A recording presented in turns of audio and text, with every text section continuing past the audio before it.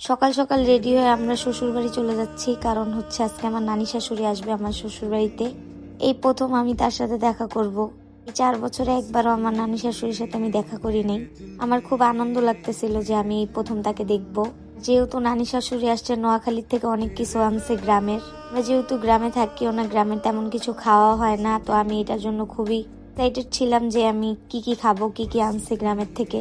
আজকের ওয়েদারটা এত বেশি সুন্দর ছিল, কি বলবো তোমাদেরকে, মেঘলা মেঘলা ঠান্ডা, অনেক ভালো লাগতেছিল।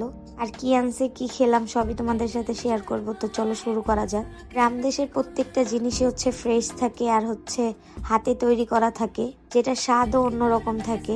কিছু আনছে নোয়াখালীর থেকে, কিন্তু সবার প্রথমে আমি তোমাদেরকে দেখাই হচ্ছে এই চাপা শুটকিটা।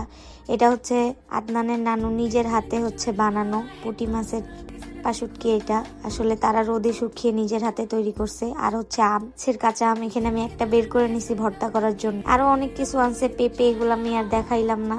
সবচাইতে বেশি পছন্দ হচ্ছে চাপা শুটকি, তাই এটাই আগে ভর্তা করে তোমাদের সাথে দেখাবো।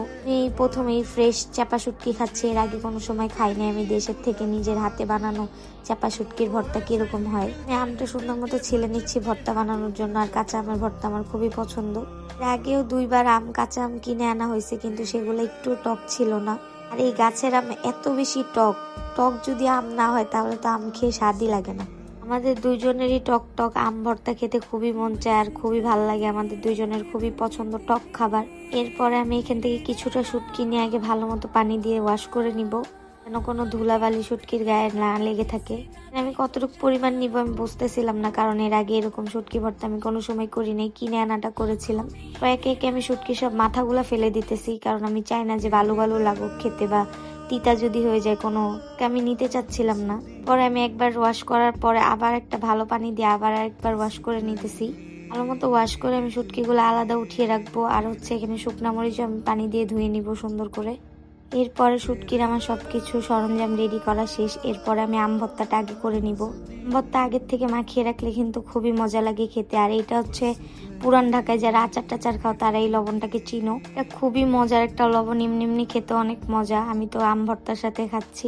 তারপর কাসুন দিয়ে দিলাম, শুকনা মরিচের গুঁড়া দিয়ে দিলাম, আর হচ্ছে এখানে আমি একটা শুকনা মরিচ পুড়ে দিব। পুরাই শুকনা মরিচ খাওয়ার কিন্তু মজাই আলাদা। আমি এখানে একটা শুকনো মরিচ নিয়ে নিছি, বেশি দিলে ঝাল হয়ে যাবে। তারপর লবণ দিচ্ছি। আর এইটা হচ্ছে আমার নানুর ফেমাস একটা মশলা, যেটা অনেক কিছু মিলিয়ে বানানো আছে। এরপর আমি আমগুলাকে সুন্দর করে মেখে রেখে দিব এক সাইডে। এই মশলাগুলো আমের ভিতরে ঢুকে গেলে তখন খেতে খুবই মজা লাগবে। আর আমটা এত চুকা ছিল, এত মজা ছিল, খুবই ভালো লাগছে আমার। পরে আমি এখানে একটা কড়াই নিয়ে আমি আজকে সব তেল ছাড়া ভর্তা করব, এক ফোঁটাও তেল দিব না। প্রথমে আমি শুকনো মরিচ, তারপর রসুন, পেঁয়াজ এগুলো সব একসাথে ভেজে নিচ্ছি তেল ছাড়া। আস্তে করে দিব চুলাটা। এরপরে দেওয়া পর্যন্ত আমি নাড়াচাড়া করে এটাকে সুন্দর মতো কুক করে নিব।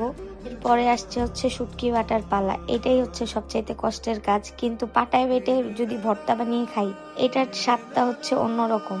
আমার পাটায় হলো ধার নাই, তাই বলে আমার একটু বেশি কষ্ট হয়। বড় পাটায় তাড়াতাড়ি ভর্তা বাটা হয়ে যায়, আমার পাটাটা ছোট আর ধারও খুবই কম, এর জন্য একটু বেশি কষ্ট হয় আমার। প্রথমে আমি এখানে শুকনা মরিচগুলা বেটে নিতেছি। আর এটা হচ্ছে শুটকিটা, জানা ছিল না যে এই শুটকিগুলা এত পরিমাণের শক্ত হবে। আমি কিন্তু এই শুটকিগুলো আলাদা ভেজে নিয়েছি, রসুন মরিচ এগুলো ভাজার পর আমি শুটকিটাকে ভালো মতো ভেজে তারপর এটা বাটতে অনেক কষ্ট হয়েছে আমার। বাজার থেকে যে শুটকিগুলো কিনে আনি ওগুলো খুবই সফট থাকে, অনেক তাড়াতাড়ি বাটা হয়ে যায়। ভর্তাটা কিন্তু খুবই মজা হয়েছে।